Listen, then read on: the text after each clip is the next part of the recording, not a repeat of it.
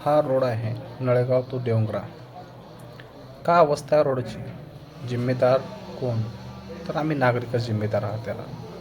कारण गेली 11 वर्ष या रोडनं आम्ही प्रवास करतोय. दुःखी, आजारी, कसं तरी दवाखाना गाठण्याचा आम्ही प्रयत्न करतो. आमच्या इथं एक तर सरकारी बसही येत नाही, त्यामुळं आम्ही कसं तरी दवाखाना गाठायचा प्रयत्न करतो. ज्यावेळेस आजारी व्यक्ती या रोडवरून घेऊन जात असतो आम्ही, तर आम्हाला खूप त्रास होतो आणि सगळ्यात जास्त त्रास होतो तो वृद्धांना. ज्या प्रेग्नेंट बायका असतात त्यांना प्रेग्नेन्सी किंवा डिलिव्हरीसाठी शहरात जावं लागतं, नळेगावला जावं लागतं. त्यावेळेस ह्या वेदना त्या स्त्रीच्या आम्ही कसं वेदन करणार? इतका रोड विचित्र आहे आणि हा रोड आत्ताचा नाही आहे, तर गेली 14 वर्ष किंवा 11 वर्ष जर तुम्ही ह्या रोडची जर कथा व्यथा ऐकला असाल तर आहे.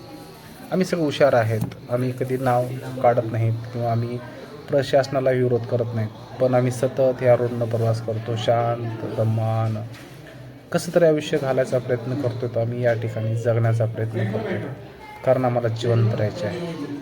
आम्ही जर आवाज उचलला तर आम्हालाच इथं उचलबांगडी केली जाते, म्हणून आम्ही कधी नावही घेत नाही कुणाचं आणि शांत पद्धतीनं आम्ही या रोडनं प्रवास करतो. टू व्हीलर करतो, ऑटोनं करतो. आमच्या यातना आम्ही सहन करतो, कारण ज्यांना निवडून दिलं आहे त्यांना विचारायचा अधिकार आमच्यात नाही आणि ते कधी आम्हाला विचारतही नाहीत. कारण चाकूर तालुक्यात अशी एकूण 52 गावं आहेत. 52पैकी 50% गावाला रोडही नाही आणि बसही नाही. त्यामुळं हे दुःख आमच्या पाशीच आहे आणि आम्ही सतत या रोडनं प्रवास करतो आणि आम्हाला याचा त्रास आम्ही निमूटपणे सहन करत राहतो. हे आमचं आयुष्य आहे. आम्ही जगतो इथं. का जगतोय हे आम्हाला माहीत नाही, पण आम्ही जगायचा प्रयत्न करतोय, जिवंत राहायचा प्रयत्न करतोय. वेदना होतात, त्या वेदना कमी करण्यासाठी आम्ही परत जिवंत राहायचा प्रयत्न करतोय. वेदना सहन करण्याची क्षमता आमच्यात यावी म्हणून आम्ही सतत प्रयत्न करतोय. ह्या रोडवरच आमचं आयुष्य आहे असं वाटतंय. तुम्ही जर रोड पाहिलात तर तुम्हाला असं वाटतं की पारतंत्र्यात आहात का AIच्या युगामध्ये तुम्ही जगतात.